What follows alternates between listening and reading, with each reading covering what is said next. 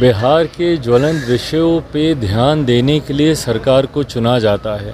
सरकारों का काम ये नहीं है कि बाबा क्या कह रहे हैं, कौन क्या खा रहा है, कौन कहाँ जा रहा है, ये काम नहीं है भाई। नमस्कार, देख रहे हैं झकास भारत और मैं रविकांत। अभी चिराग पासवान आए थे और साथ ही जो बाबा बागेश्वर धाम के जो सरकार कहे जाते हैं पंडित धीरेन्द्र शास्त्री जी, उनकी मांगे हिंदू राष्ट्र को लेकर मुखर थी।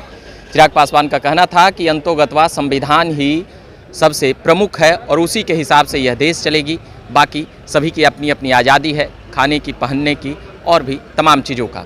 बात आया नीतीश कुमार पर, तो नीतीश कुमार ने जिस प्रकार से संविधान की बातें की थी उसी प्रकार से चिराग पासवान भी करते हुए नजर आए। मगर मुख्य बातें यही निकल कर आई। चिराग पासवान बाबा बागेश्वर सरकार से पटना आए थे तो मिलने भी नहीं गए। बाकी उसके बाद फिर उनकी बातों को कह सकते हैं कि वह समर्थन करते हुए नजर नहीं आए। बाकी और भी तमाम बिहार की राजनीतिक बातों पर भी वह कुछ कह रहे हैं। सुनेंगे तमाम बातें इस वीडियो में। कहने लगी कि ये लोग नकली है नेता है, जिस तरीके से शराब पीते हैं, मांस खाते हैं, उसके बाद भी बाबा के कार्यक्रम में जाते हैं, सनातन धर्म को कहीं ना कहीं ये लोग बदनाम करते हैं। हम बार बार ये बोलते हैं, ये सब विषय हैं क्या चर्चा के? बिहार के ज्वलंत विषयों पे ध्यान देने के लिए सरकार को चुना जाता है। सरकारों का काम ये नहीं है कि बाबा क्या कह रहे हैं, कौन क्या खा रहा है, कौन कहाँ जा रहा है, ये काम नहीं है भाई किसी भी सरकार का। सरकार का काम है देखें कि अपने प्रदेश के विकास को लेकर क्या क्या योजनाएं धरातल पर उतरी हैं, नहीं उतरी हैं, अपराध की स्थिति क्या है, भ्रष्टाचार की स्थिति क्या है, इस पर कोई बात ही नहीं करता है।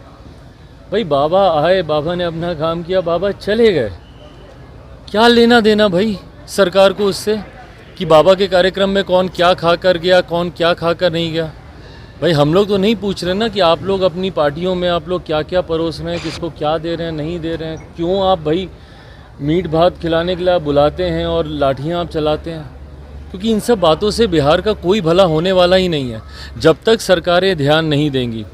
ये सिर्फ भटकाने की बातें हैं और भटकाव इसलिए किया जा रहा है ताकि जो ज्वलंत विषय हैं जिसका जवाब ही सरकार के पास नहीं है। बताइए ना मेरे मुख्यमंत्री के पास क्या जवाब है बढ़ते अपराध का? आए दिन हत्याएं हो रही हैं, क्या जवाब है उनके पास?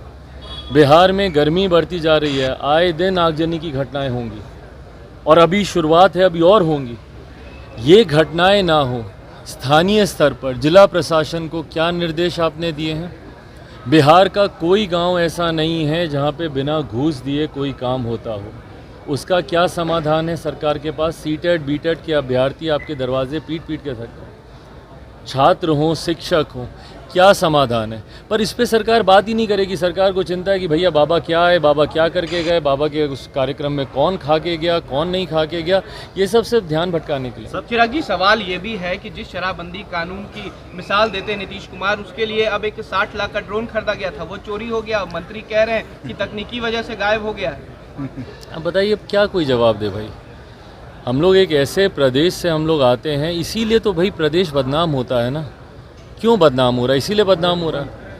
आपने अपने कानून के संरक्षण के लिए जिस चीज़ को आपने खरीदा उसी का ही आप संरक्षण नहीं कर पाए।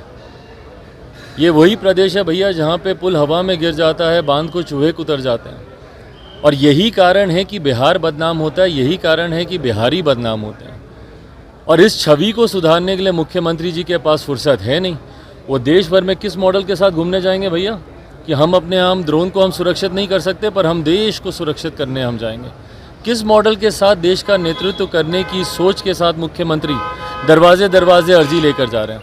हकीकत है विजनलेस है ये सरकार।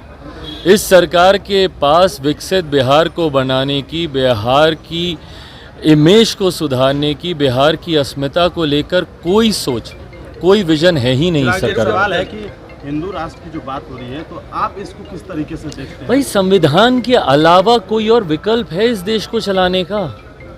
है कोई विकल्प? हर कोई आएगा अपनी बात करेगा और रखने का हर व्यक्ति को अधिकार है यार, हर व्यक्ति को अधिकार है। आपकी कल को जो सोच होगी, बोलने की आज़ादी है आपको, आप अपनी सोच को आप रखिएगा, पर अंतोगत्वा होगा तो संविधान के आधार पर ही ना।